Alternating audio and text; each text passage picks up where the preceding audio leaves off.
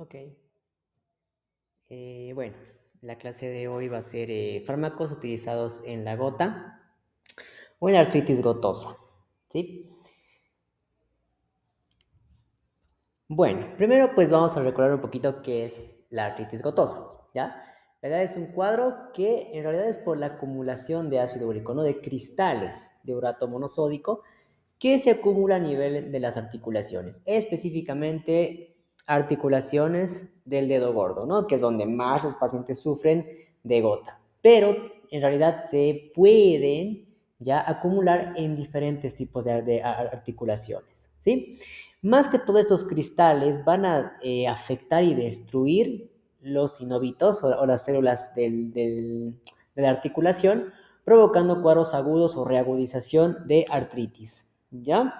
¿Y de dónde viene el ácido úrico? Pues viene del metabolismo de las purinas, ¿ya? Entonces, bueno, esos son a grandes rasgos de lo que es la artritis gotosa, ¿sí? Pero pues más nos interesa la parte farmacológica. Entonces, ¿cómo empieza a desarrollarse este ácido úrico? ¿De dónde viene el ácido úrico? Pues viene del metabolismo de las purinas, como dijimos, ¿no?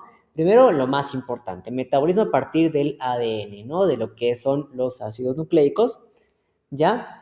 De acá nacen lo que son las purinas, también de las carnes rojas, de los pescados, de las cervezas o de lo que es la cebada.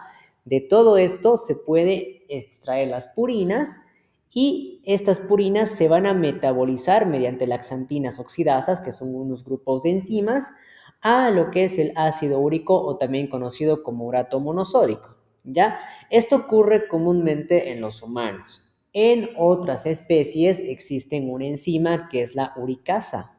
La uricasa, ¿qué hace? Agarra este ácido úrico y lo convierte en lo que es la alantoína, ¿ya? La alantoína es mucho más soluble, se puede eliminar por el riñón sin ningún problema, pero nosotros como humanos no tenemos esta uricasa. Lo que sí tenemos es las xantinas oxidasas, que son las que convierten las purinas a ácido úrico. Y este ácido úrico luego se elimina y se concentra en el riñón. Y es ahí donde cuando excede la cantidad, es donde esto se cristaliza y puede llegar a producir inclusive cálculos renales. ¿Ya? Entonces, es ahí como se produce el ácido úrico.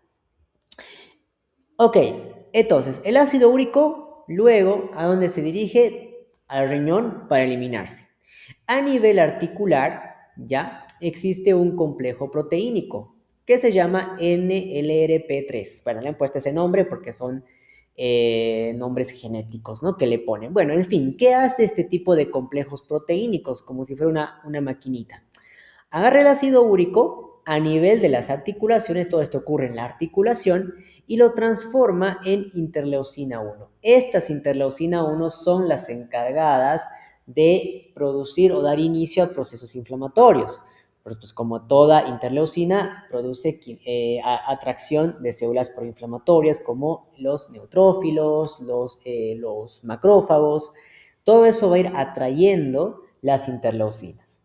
Aparte de las interleucinas, también van a existir otro tipo de mediadores proinflamatorios que van a ser liberados por los sinovitos, las células de la articulación.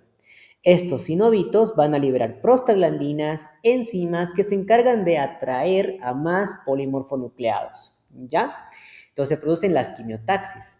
Entonces, a medida que esa interleucina 1 se va formando en la articulación y a medida que los cristales de urato monosódico se empiezan a posicionar en toda la articulación, empieza a ocurrir todos estos mediadores proinflamatorios. Es así que los neutrófilos, los monocitos, los macrófagos empiezan a llegar a la articulación, degranulan y empiezan su proceso inflamatorio. Los macrófagos, una vez que llegan a la articulación, van a empezar a fagocitar o a querer comerse, a devorar todos estos cristales de ácido úrico. A medida que los vayan devorando y fagocitando, van a seguir mandando señales quimiotácticas para atraer más polimorfonucleares e incrementar y amplificar mucho más el proceso inflamatorio. Por eso es que la fagocitosis también es un mecanismo de atracción para inflamación, ¿sí? Todo esto ocurre por el depósito poco a poco de estos cristales. Además, estos cristales son como cuchillos, literal. Estos cristales están rompiendo y desgarrando y lesionando la articulación, lo cual eso sigue despertando dolor y además sigue provocando más mecanismos inflamatorios. Entonces es aquí donde van a entrar los fármacos, lo que vamos a analizar ahora, ¿ya? Hay diferentes grupos de fármacos que se van a encargar de tratamiento de la gota y vamos a actuar en diferentes partes de la fisiopatología.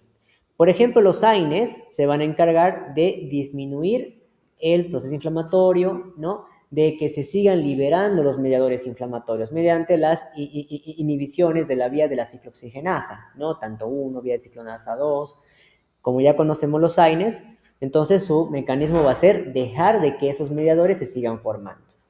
La colchicina se va a encargar de evitar que todos los polimorfonucleados puedan caminar directamente hacia la articulación. Va a actuar sobre las tubulinas, ya sobre, digamos, los medios de transporte que van a utilizar los polimorfonucleados para llegar a la articulación. Los corticoides también se van a encargar de disminuir la actividad en general leucocitaria, ¿no? Evitar la migración leucocitaria, su degranulación, y pues todo eso actúa a nivel de corticoides. Estos fármacos, AINES, colchicina, glucocorticoides, son indicados en crisis agudas de gota. Cuando el paciente está con el dedo hinchado, cuando está con mucho dolor que no puede caminar, claudicando, ahí están indicados estos fármacos. Y tenemos el otro grupo de fármacos que son los inhibidores de la formación de ácido úrico, ¿no? Como el alopurinol, el febuxosat, que eso ya vamos a ver después.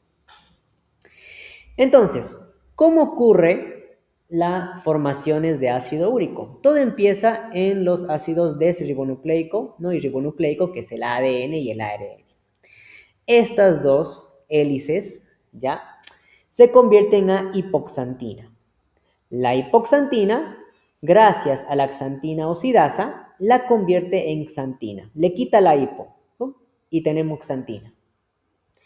Luego la xantina, nuevamente gracias a la misma enzima xantina oxidasa, lo convierte en ácido úrico. Todo esto es a partir de las purinas, ¿no? Que se forman en el ADN, ARN y también mediante otros medios que son por la dieta. Entonces, es aquí donde cuando hablamos de los inhibidores de la formación de este ácido úrico es donde van a actuar. El más conocido, ¿sí? Es el alopurinol, lo han de escuchar, ¿verdad?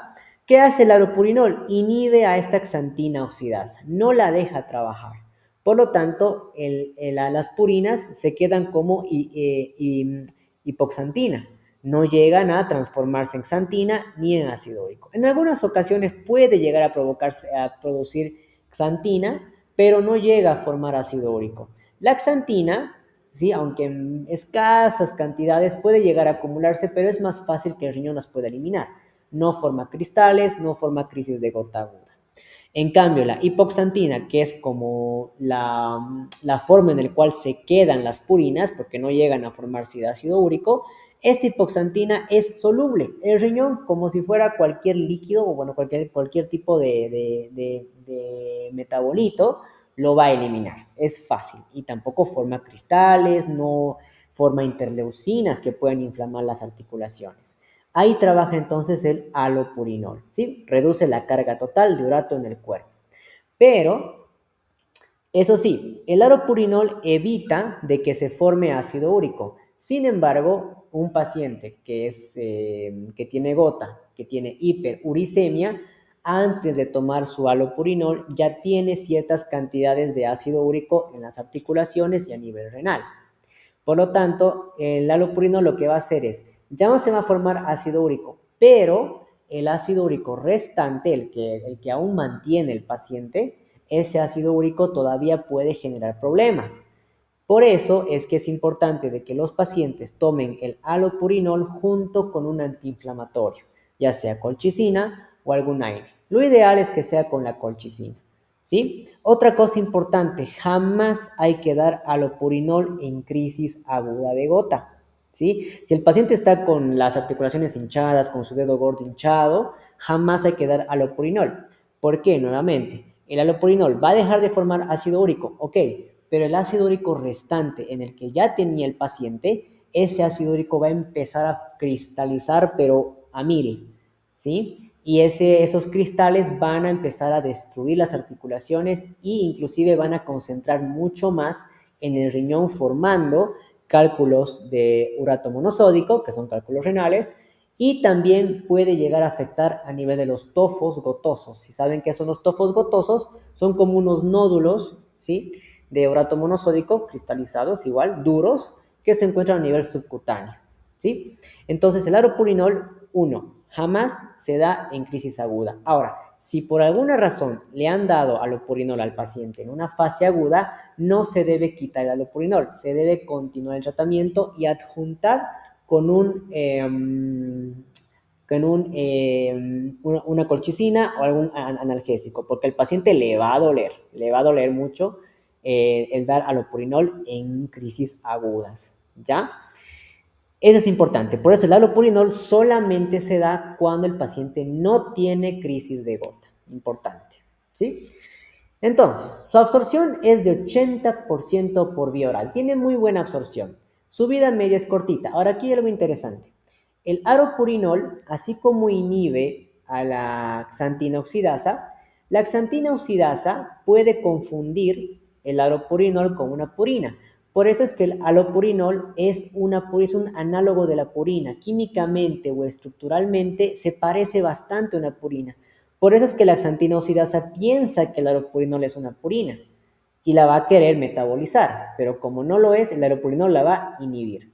Sin embargo, la xantina oxidasa, ¿ya?, tiene cierta acción sobre el aropurinol y esa acción la va a convertir, la va a metabolizar en aloxantina, la va a transformar, ¿sí?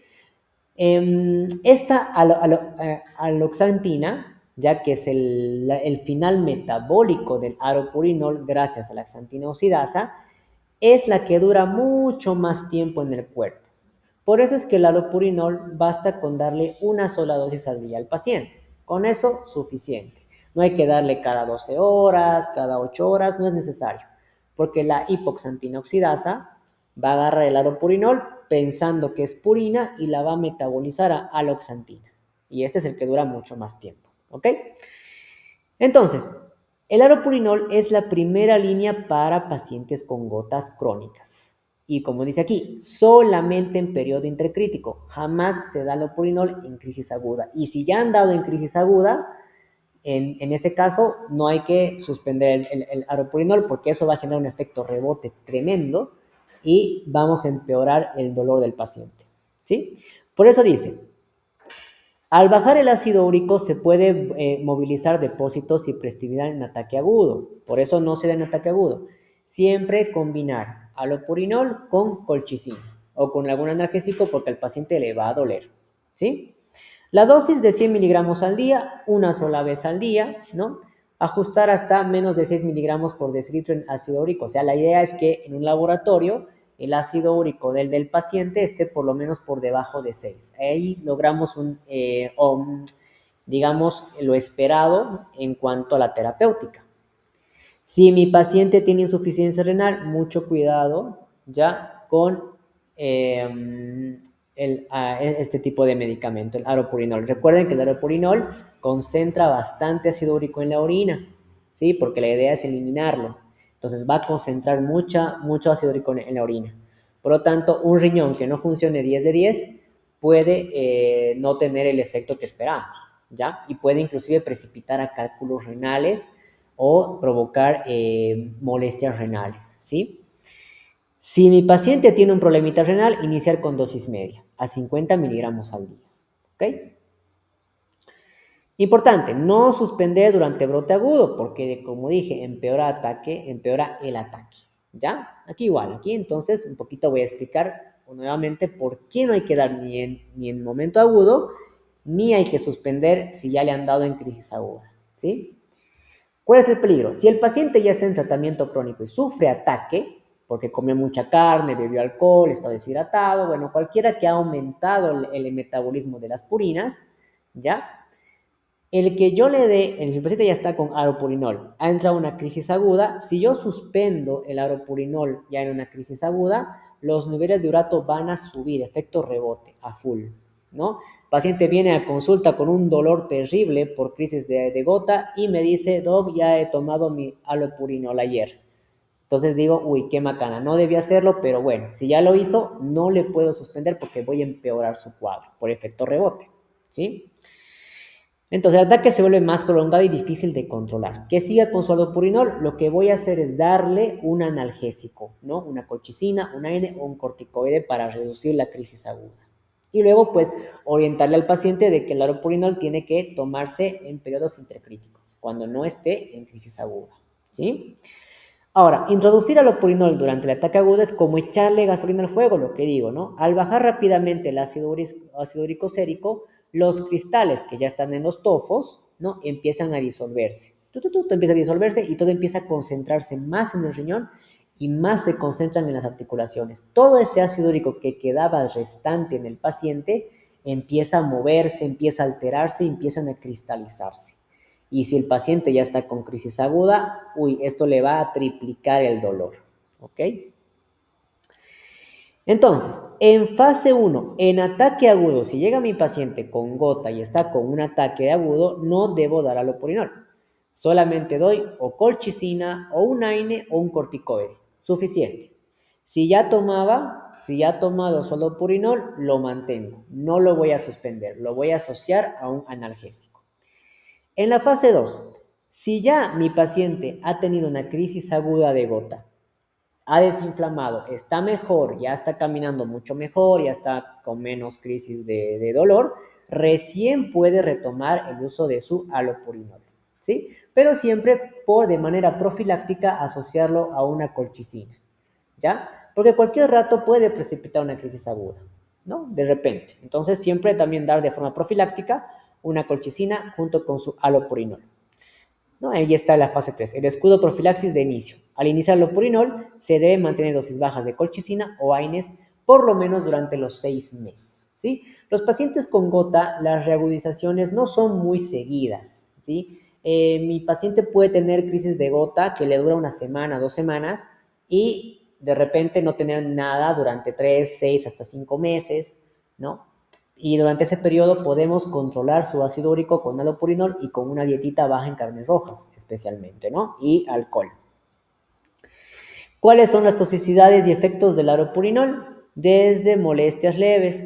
El alopurinol puede causar molestias gastrointestinales como náuseas, diarrea, reacciones alérgicas que son raras, pero algunos pacientes manifiestan problemas gastrointestinales, lo cual les hace abandonar el tratamiento y tenemos que darle otro análogo que lo vamos a ver después, ¿sí?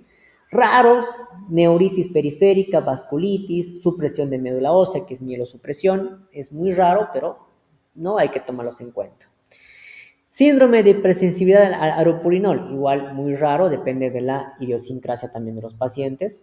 Un Steven Johnson, ¿no? Como lo más extraño y raro que puede causar.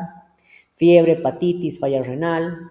Ahora, si mi paciente está con alguna manifestación de estas, neuritis periférica, malestares gastrointestinales o una reacción alérgica, ahí tengo que suspender el fármaco inmediatamente y cambiar a otro. Interacciones medicamentosas, y esto siempre preguntan en los exámenes, ¿no? El aropurinol, ¿puedo combinarlo con aspirina? Que es lo que más preguntan, ¿no? Primero, el aropurinol bloquea su metabolismo, ¿sí? Debe reducir la dosis a la aspirina en 75% para evitar toxicidad mortal, ¿sí? Cuando asociamos a la azatioprina, ¿no? Como un fármaco psicoléptico para pacientes con problemas emocionales, antidepresivos, el alopurinol se ha visto de que evita de que el hígado metabolice este fármaco y aumenta sus niveles y puede causar toxicidades. Aumenta el efecto de la ciclofosfamida, inhibe el metabolismo de anticoagulantes orales, ¿no? El Probenecid, y aumenta la concentración de hierro hepático. La aspirina es lo que se debe evitar en pacientes que consumen alopurinol. De hecho, en pacientes gotosos no deberían tomar para nada aspirina, para nada. ¿Por qué? No sé si lo explico acá. Bueno, después más adelante. Primero, el ácido úrico es un ácido. La depuración es vía renal, ¿sí? nosotros debemos mantener alcalina la orina, ¿ya? Si damos aspirina en un paciente, lo que estamos haciendo es acidificar la orina. Ácido con ácido se reabsorbe, el riñón lo reabsorbe, ¿ya? Entonces no vamos a lograr el éxito terapéutico que queremos. La idea es que el aropurinol ayude a la depuración del ácido úrico a nivel renal y además que evita de que se siga formando más ácido úrico. Entonces, al darle aspirina al paciente, vamos a combinar ácido más ácido, ácido úrico, ácido acetilsalicílico, y el ácido úrico se va a absorber y no se va a eliminar, ¿ok? Esa es la explicación de por qué no se da aspirina en pacientes con ácido úrico elevado. Vámonos al grupo de los analgésicos. La colchicina. La colchicina es el inmovilizador celular, lo que decíamos. Digamos que todos los polimorfonucleares, ¿ya? Tienen un caminito que les permite desplazarse y llegar hacia la articulación o al lugar donde está el proceso inflamatorio o la quimiotaxis, ¿cierto? Esa es la tubulina. La colchicina, aquí como vemos en el dibujito, lo que va a hacer es cortar esa tubulina, ¿ya? Que se llama, va a inhibir la polimerización en realidad, ¿no? A nivel bioquímico. Es decir, corta, inhibe, bloquea a esos tubulinas, a esos túbulos. Entonces el camino está bloqueado. No pueden llegar los polimorfonucleados. Entonces de esa manera inhibimos un poquito el mecanismo de los leucocitos, ¿sí? Inhibe entonces la migración del glóbulo blanco, no puede caminar hacia la articulación y bloquea la fagocitosis de los macrófagos y los cristales, ¿no? A nivel de la articulación, lo cual también evita mayor quimiotaxis de más polimorfonucleados. Otra cosa que se ha visto en la colchicina es la inhibición a nivel molecular de dos moléculas. La interleucina, bueno, que ya conocemos, las interleucinas 1 beta, especialmente la interleucina 18, que son las interleucinas que están llamando a los polimorfonucleados en la articulación, ¿no? Que lo que hemos visto en la primera diapositiva, ¿sí? Llaman a los polimorfonucleares a nivel de la articulación. La colchicina va y dice, tú no vas a llamar a nadie, lo bloquea. Segundo, el leucotrieno B4, ¿ya? Este leucotrieno B4 también es un quimiotáctico potente, atrae más polimorfonucleados a la articulación. Entonces, actúa de dos mecanismos. Uno, inhibiendo a la tubulina, el mecanismo de transporte de los polimorfonucleados. Y dos, inhibe a dos moléculas, interleucinas, especialmente la beta 1 y la 18 y el leucotrieno B4. Se ha visto de que la colchicina no solamente se utiliza en crisis de gota, también se puede utilizar en otros procesos inflamatorios, como por ejemplo la pericarditis, las pleuritis, enfermedad arterial coronaria, enfermedad de Behçet, pseudogota, que también algunos pacientes pueden manifestar, vasculitis, enfermedades autoinmunitarias, ¿no? Colangenopatías y cirrosis hepática, ¿sí? Como mención, también la colchicina tiene también funciones en este tipo de patologías, ¿no? Y obviamente en gota. Recuerden que la colchicina solamente vamos a utilizar en crisis aguda y como profilaxis para pacientes que van a empezar a tomar allopurinol. Su absorción es rápida, en 2 horas ya empieza a hacer su efecto, tiene buen volumen de distribución, lo cual es bastante liposoluble. Su vida media es de 9 horas, lo cual nos permite fácilmente dar una dosis al día, ¿ya? En ataques agudos, si mi paciente está con un ataque agudo de gota, le puedo dar una tabletita de 1 miligramo o una tableta y media, 1.2 miligramos, ¿sí? Y luego, como dosis de ataque, media tabletita por lo menos una horita después o cada 8 horas, ¿ya? Entonces viene mi paciente a la consulta con crisis aguda de gota, no tomó ningún medicamento, le puedo dar colchicina, una dosis de ataque y luego media tableta cada 8 horas hasta que vaya disminuyendo la inflamación. ¿Cuál es la toxicidad? Toxicidad, inhibición de la división celular. Recuerden, ataca a nivel de la tubulina, lo cual también puede afectar a células propias, porque también nuestras células propias también necesitan esos mecanismos de transporte. Entonces puede la colchicina confundir y también actuar sobre otros tipos de tejidos.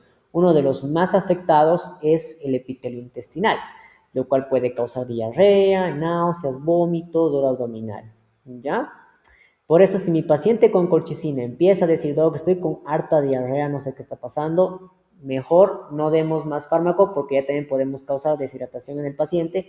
Y un paciente con gota deshidratado es lo peor que pueden tener. ¿Sí? Concentrar orina en un paciente deshidratado con tratamiento de la gota es terrible, terrible. Así que si mi paciente está con diarrea, le quitamos la colchicina, ¿sí? Aparte de que vamos a lesionar la mucosa intestinal. Graves, pero raros de la colchicina, mielosupresión, anemia plástica, leucopenia, miopatía, rhabdomiólisis, ¿no? Y recuerden, cualquiera que afecte a nivel renal en un paciente gotoso es complicado.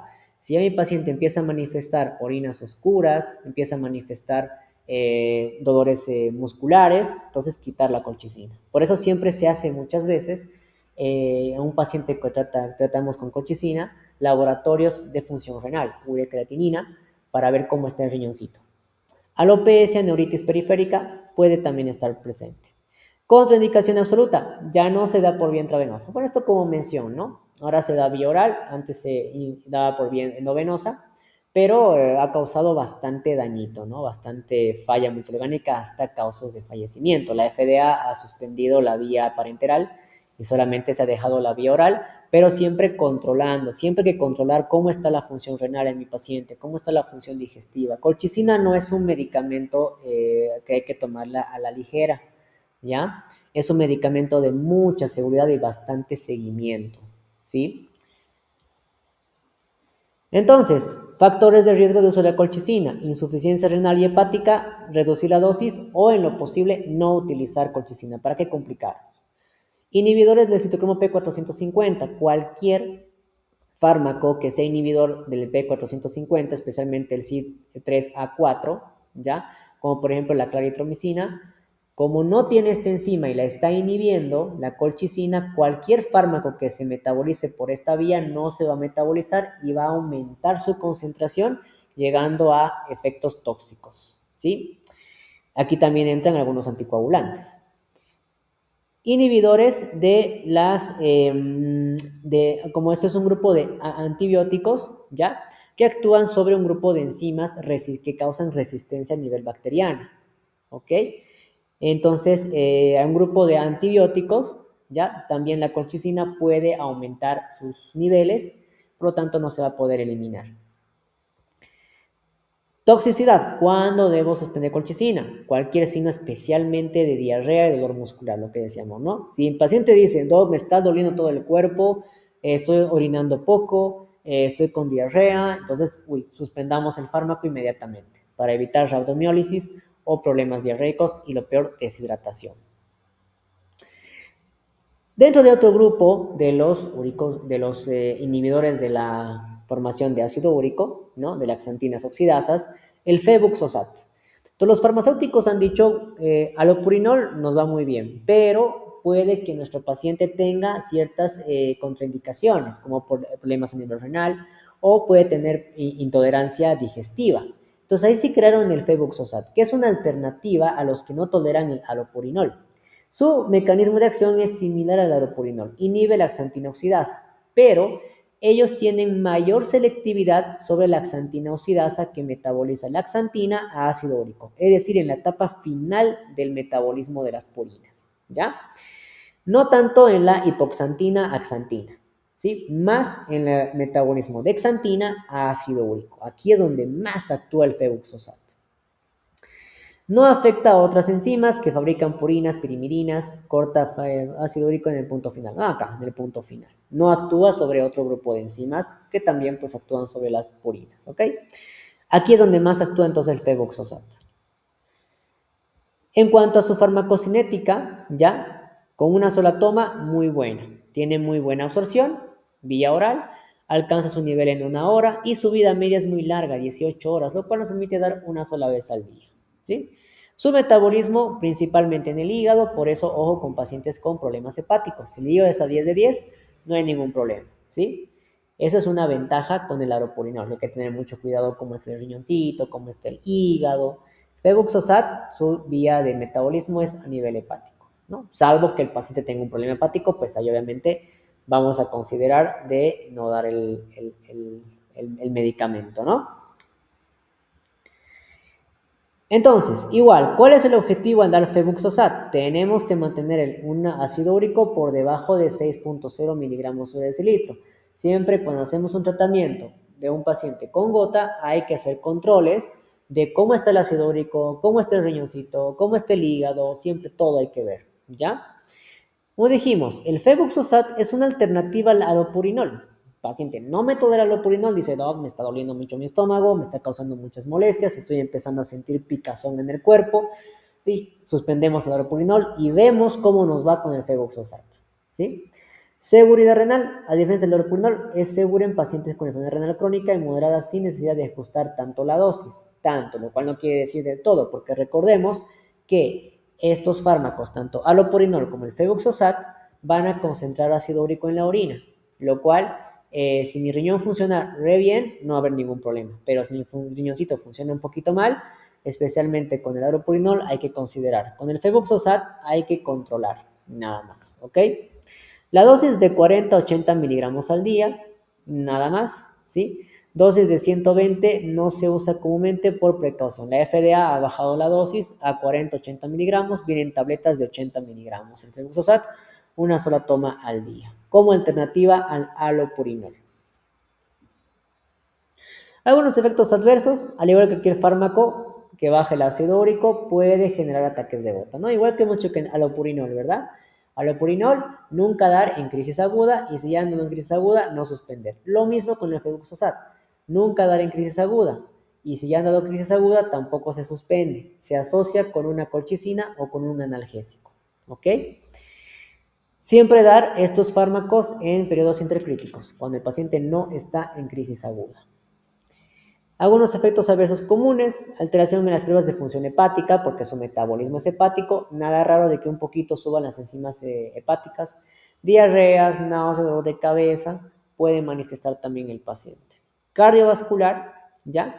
No muestran ningún riesgo a nivel cardiovascular, entonces no hay ningún problema. Entonces, algunos efectos adversos que tenemos que tomar en cuenta con el uso de estos fármacos, especialmente febuxosat. Vámonos ahora al equipo de los AINES. ¿Para qué nos sirven los AINES en la gota? Pues los AINES solamente vamos a utilizar en crisis aguda de gota, ¿ya? Ya conocemos el mecanismo de los AINES, ¿sí? Inhibición de la vía de la ciclooxigenasa, de la formación de prostaglandinas, ¿ya? Y de esa manera evitamos que los polimorfonucleados puedan seguir activados, puedan seguir llamando factores quimiotácticos y disminuimos el proceso inflamatorio, limitamos el proceso inflamatorio. Además de que al disminuir la síntesis de muchas prostaglandinas, disminuimos el mecanismo del dolor, ¿no? Entonces también es analgésico antiinflamatorio. Además se ha visto que evitan la fagocitosis de los cristales por parte de los macrófagos. Si el macrófago no fagocita cristales, entonces ya no va a seguir llamando más polimorfonucleados. Entonces ahí actúan los AINES como antiinflamatorios y analgésicos. Lo que decía en un principio, ¿no? Dentro del grupo de los AINES, el que no debemos dar es la aspirina. La aspirina está contraindicada en pacientes con ácido úrico. A dosis bajitas provocan retención renal de ácido úrico, justamente por sus características ácidas. A dosis altas tienen efecto uricosúrico, ayudan a eliminarlo, pero son dosis tóxicas para el estómago. Es decir, si quieren dar aspirina, den a dosis de 3 gramos, o sea, es terrible para el estómago. O sea, prácticamente el dar aspirina es nada, o sea, imposible. No se da aspirina en pacientes con gota, ¿sí? Vetada en tratamiento de la gota, jamás. Preferible utilizar otro grupo de AINES. Selección del fármaco. Entonces, casi todos los AINES son igual de efectivos, pero hay algunas menciones especiales. La indometacina por largo tiempo ha sido el AINE elegido en los pacientes con gota, ¿no? Pero se ha visto que tiene muchos efectos secundarios. Por ejemplo, problemas a nivel gastrointestinal, que es lo que más refieren los pacientitos, ¿sí? La oxaprocina, se ha visto que la oxaprocina puede actuar de dos formas. Uno, como analgésico, antiinflamatorio, como todo buen AINE, pero además se ha visto que la oxaprocina a nivel renal tiene una capacidad de aumentar la excreción de ácido úrico. Por lo tanto, ayuda a disminuir el ácido úrico sérico. ¿Sí? La oxaprocina tiene esa ventaja. ¿Ok? Inhibidores de la COX-2, el celecoxib, si tenemos un paciente con riesgo de úlceras gástricas, problemas gastrointestinales, gastritis, ¿no? Podemos dar inhibidores selectivos dentro del grupo de los AINES, lo cual es favorable para los pacientes. Entonces, tienen bastantes, dentro del grupo de los AINES, bastantes fármacos que se puede hacer uso en pacientes con crisis aguda de gota. Otro grupo, tenemos la pegloticasa. Bien, hemos dicho en un principio de que nosotros no tenemos una enzima, la uricasa. La uricasa es lo que convierte el ácido úrico en alatonina. Esta alatoína es fácil de eliminar. De hecho, no forma cristales, no desencadena procesos inflamatorios ni se concentra a nivel articular. El riñón lo elimina como cualquier metabolito final, ¿ya? Pero como no tenemos esta enzima, han visto la necesidad de crear esta enzima. Y así nació la pegloticasa, ¿ya? Pero, ¿cuál es el problema? Si bien esta enzima es muy efectiva, se ha visto de que ayuda bastante a los pacientes con gota, ¿ya? Pero el problema es que es bastante cara, es carísima. Y de hecho solamente viene en infusiones, vía parenteral, ¿ya? Solamente está indicada en pacientes que tienen niveles de ácido úrico súper elevados, ya con bastantes tofos y con riesgo de problemitas renales y litiasis renal.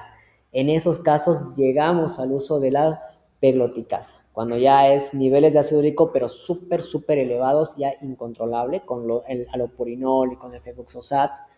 Entonces utilizamos este fármaco. Le digo, es muy bueno, pero el problemita es que es bastante costoso, bastante caro, ¿no?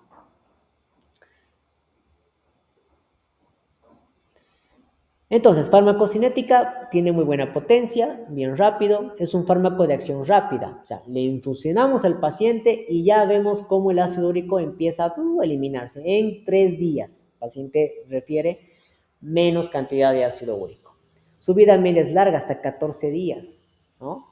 Pero el cuerpo puede fabricar anticuerpos. Ahora, aquí esto es importante. La pegloticasa es una enzima externa, una enzima que nosotros no tenemos, no la fabricamos. ¿Cuál es el riesgo? Que el cuerpo la puede desconocer. Al desconocerla puede causar reacciones alérgicas, ¿sí? Entonces hay que tener cuidado con las reacciones anafilácticas o los rechazos que puede tener el organismo contra la pegloticasa, ¿ya? No es un fármaco de primera línea debido a su costo y su forma de administración, ¿no? Lo que decimos, solamente se da por infusión y es carísimo, ¿sí?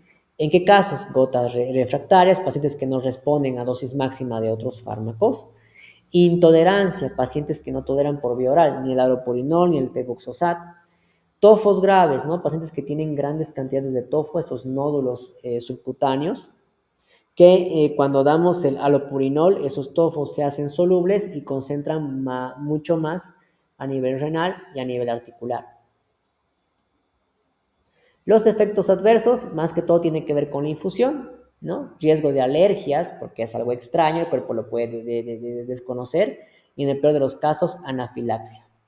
Brotes de gota, como cualquier fármaco que baja los niveles de ácido úrico, ¿no? Puede generar efecto rebote, puede generar crisis reagudizadas de gota, ¿no? Por eso igual, como el alopurinol, febuxosat, mejor dar con la colchicina o con algún otro tipo de analgésico. Pérdida de eficacia. El paciente desarrolla muchos anticuerpos contra el fármaco, ¿no? Deja de funcionar. O sea, el cuerpo va a decir, esta enzima no sé quién es, no me va a funcionar en este cuerpo. Entonces, el fármaco prácticamente no sirve, ¿sí? Por eso es que es de última línea, es lo último que se puede agarrar. El Probensit y el Lesinurat, conocidos como los úricos úricos. Estos úricos úricos se encargan de hacer de que el riñón elimine el ácido úrico, ¿ya? Actúan más a nivel renal, ¿ya? El Probensit inhibe los transportadores de aniones orgánicos encargados de esa absorción. ¿Qué pasa en el túbulo, por ejemplo, túbulo proximal del riñoncito, el nivel de la nefrona? El túbulo proximal es muy permeable a varias sustancias, como glucosa, como por ejemplo también agua, ¿ya? Pero también se ha visto que es muy activo con el ácido úrico. De hecho, gran parte del ácido úrico en pacientes no gotosos se reabsorben en el túbulo contorneado, en el túbulo proximal. Entonces, lo que hace el Probensit es viene a esta partecita de la nefrona, a los túbulos proximales, y cierra la puertita. Dice, el ácido úrico no se va a reabsorber, se va a eliminar. Entonces, elimina. Por eso es conocido como úricos, ¿ya? El ácido úrico se queda en el túbulo y continúa su viaje hasta ser eliminado en la orina. Pero ojo, el riñón tiene que funcionar muy bien. Segundo, mucho cuidado con el exceso de concentración de ácido úrico que puede precipitar en cálculos renales. Los pacientes que tomen el Probensit tienen que tomar abundante líquido, tienen que diluir la orina para no tener orina concentrada y que en esa orina concentrada se concentre más estas sales y cristalicen y formen cálculos, ¿sí? Efecto secundario interesante, dice. También reduce la secreción de otros ácidos débiles, como la penicilina, haciendo que dure más tiempo en el cuerpo.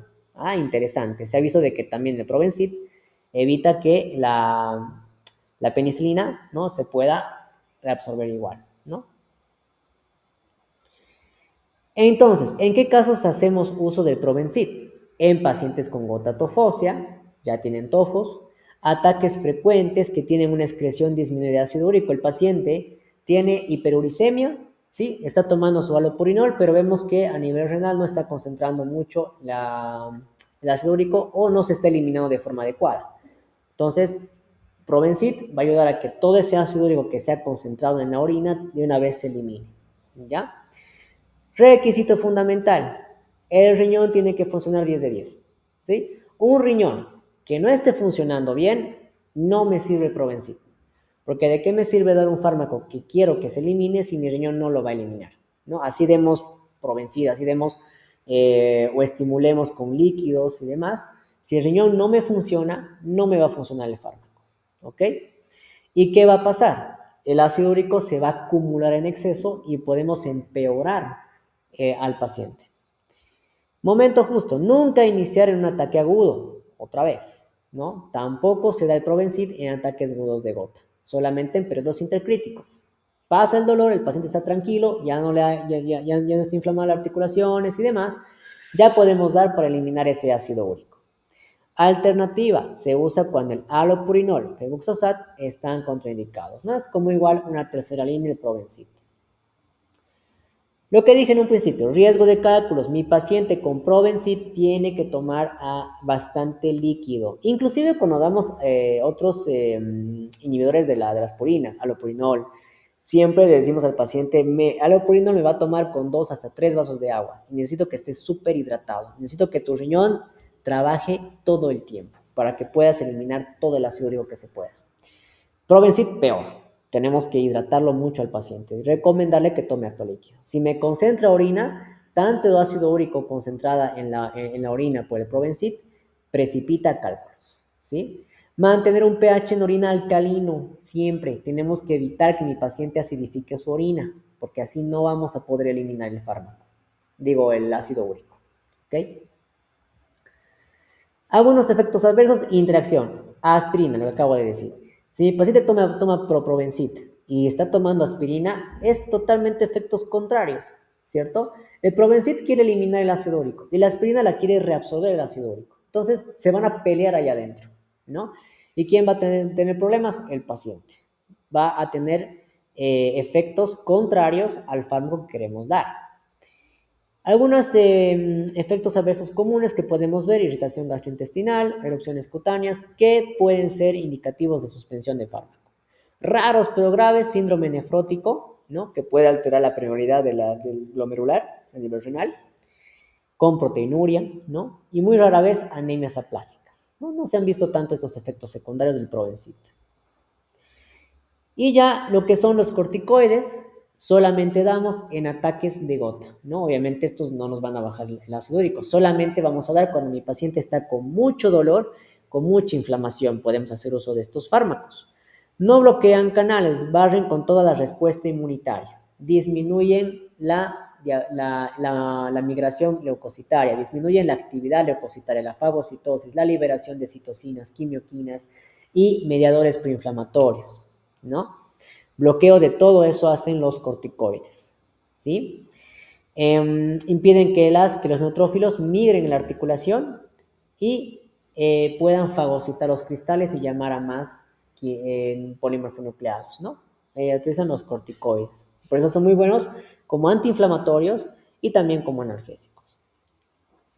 ¿Cuándo son de primera opción los corticoides? Cuando mi paciente no puede tomar AINES por alguna razón, ya sea porque tiene algún problema gastrointestinal o tiene intolerancia a algunos AINES. Entonces yo puedo utilizar los corticoides, ¿no? También son en enfermedad renal crónica, donde los AINES también son contraindicados. Ustedes se acuerdan, si han visto la clase de AINES, siempre hay que tener cuidado en pacientes con problemas nefrópatas con el uso de AINES. Los AINES se depuran en general, o en la mayoría, este grupo a nivel renal. Si mi riñón no funciona bien, entonces no te voy a dar AINES, obviamente. Entonces ahí puedo hacer uso de corticoides. Contraindicación de colchicina. Pacientes que no toleran la toxicidad gastrointestinal de colchicina, también puedo hacer uso de corticoides. Gota poliarticular. Cuando hay muchas articulaciones inflamadas a la vez, que es muy común en pacientes con crisis de gotas, puedo hacer uso de corticoides, ¿sí? Como dato que no está acá, pero también mucho cuidado en pacientes con inmunodepresión, ¿no? Obviamente, pacientes con problemas, infecciones virales o lo que pueda afectar a nivel inmunológico o con problemas mielodisplásicos, mucho cuidado con el uso de corticoides o también con problemas hormonales, ¿sí? Como síndrome de Cushing y demás. ¿Cuáles son los corticoides de más uso? La prednisona, que es la de vía oral, viene de 30 a 50 miligramos, ¿no? Por 1 hasta 2 días. Recuerden, solamente damos en crisis de gota. La idea es bajar la inflamación y bajar el dolor, ¿no? Si vamos a hacer un tratamiento por más de una semana con cualquier corticoide y en cualquier patología, siempre tiene que ser las dosis, hay que ir quitando de forma escalonada para evitar efectos rebotes y evitar síndromes cushinoides por el uso de corticoides. Entonces, si vamos a dar mucho más tiempo en tiempos más prolongados, más de una semana por lo general, siempre bajar la dosis de forma escalonada, ¿no? Intraarticular, a veces se puede hacer infiltraciones, de hecho vienen, ¿no? Los fármacos como la betametasona, ¿no? Que son para administración intraarticular, a nivel de rodilla y demás, ¿no? Pero obviamente evitar que sea una articulación que esté afectada o que esté con una infección, ¿no? Una artritis séptica, por ejemplo, ¿no? A nivel sistémica, la metilprednisolona, ¿no? En caso de que el paciente no tolere la vía oral, pero raro. Casi nunca utilizamos a nivel sistémico un corticoide para tratamientos en pacientes con gota. Por lo general utilizamos la vía oral, ¿sí? Podemos hacer vía intramuscular también con unas dosis de 3 días de una dexametasona o una betametasona para disminuir los procesos inflamatorios y crisis aguda en pacientes con gota. Y luego quizá un tratamiento de mantenimiento por unos 2 a 3 días más vía oral y con eso es suficiente. Dentro del grupo de los inhibidores de la interleucina 1, recordemos que la interleucina 1 es uno de los mediadores citológicos que atrae o que da inicio, desencadena el proceso inflamatorio a nivel de la articulación, que se forma a partir por la presencia de los mismos cristales. Los cristales son los encargados de que esta interleucina se libere. Esta prácticamente es la culpable de toda la enfermedad articular, ¿ya? Entonces dice, los cristales de urato activan el complejo dentro de la célula, llamando inflamosoma. ¿Qué es el inflamosoma? El inflamosoma son justamente estas interleucinas que están liberando los sinovitos en respuesta a la lesión que causan los cristales. Así lo han llamado, inflamosoma. ¿Por qué? Porque son los responsables de la inflamación, ¿sí? Los que van a empezar todo este problemita. Este complejo cocina y libera interleucina 1 beta, principal responsable del dolor insoportable y enrojecimiento de la gota. Este es el culpable de todo ese dolor y crisis fuerte que padece el paciente. Es así que se han creado fármacos que van a evitar la formación y van a secuestrar a la interleucina 1. 3 fármacos. Uno, tenemos la anquirina. La anquirina de acá bloquea los receptores de interleucina 1. Cuando la interleucina 1 busca su receptor, ya sea a nivel de cualquier leucocito, digamos un neutrófilo, va ahí anakinra y la bloquea. Dice, no, tú aquí no puedes pasar, no vas a activar a la célula. Luego tenemos la canakinumab. Esta canakinumab secuestra, atrapa, lo vemos acá con su redcita, secuestra y atrapa todas las interleucinas 1, lo cual hace de que no llegue tampoco a su receptor, ni atraiga más polimorfonucleados. O tenemos el rinolacept, que simula un receptor. La interleucina 1 cree que el receptor es este fármaco y se va a adherir a él. Y obviamente pues no va a tener efecto. Estos fármacos no están todavía al 100% aprobados, están todavía en investigación. La FDA todavía no los ha lanzado al mercado en su totalidad. Quizá en unos años ya estén libres y ya se pueda hacer uso para pacientes con gota. Y quizá de esta forma podamos evitar crisis realmente fuertes de gota, ¿no? Entonces, aunque son prometedores, pero aún están para probar en la FDA. ¿Ya? ¿En quiénes damos? Pacientes que no responden ni a AINES, ni a colchicina, ni a corticoides como última opción, ¿no? Contraindicaciones múltiples en pacientes con falla renal, igual mucho cuidado, falla cardíaca y en pacientes con problemas gastrointestinales como úlceras sangrantes. La Ankinra de 100 miligramos día por 3 días, ¿no? Inyecciones. El canakinumab, 150 miligramos como dosis única. Pero todavía falta ver si la FDA va a lanzarlo al mercado o todavía esperamos un poquito más. Voy a detener esto.